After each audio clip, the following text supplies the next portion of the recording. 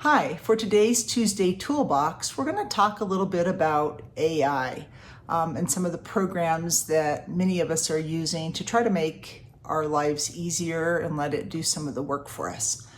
I'm currently working on my PhD, and interestingly enough, our university is really encouraging us to use a lot of different AI programs to help us find articles that are relevant to the research that we're doing, give synopsis of those articles, find common threads between articles, and even if you put in 4 or 5 articles, it'll give you supposedly a really good summary of like all the main points. So I had some literature, some research that I had found and had asked my AI to do some summaries for it. And for about 4 articles, it just did a really spot on job. And then the 5th article, it felt like it got a little tired and it started giving me cites. It cited a totally different article than the one that I uploaded, and it gave me a very different summary than what I had uploaded. And I said, I responded and I said, you summarized the wrong article.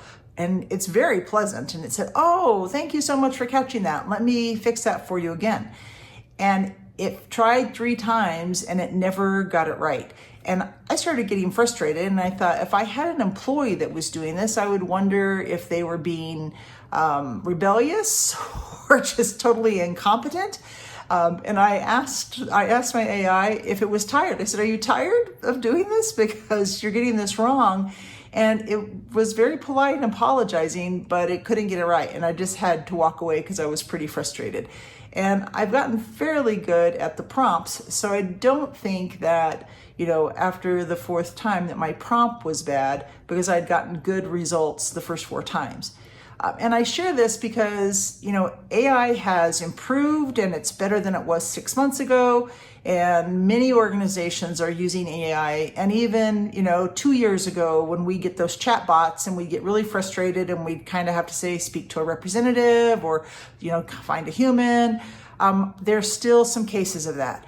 And if you're using AI to interface with your customers, you might be thinking about what does that look like. You might monitor that experience, and you might check for some feedback from your clients to make sure that they're not having the frustration that I had. I don't think AI is going away. I think we need to engage with it, but I also think we need to be aware of its limitations. So if you are using AI or plan to use AI, I highly encourage you to think about how the user is experiencing it. We have a speaker coming in July to talk about creating an AI plan and program for your organization.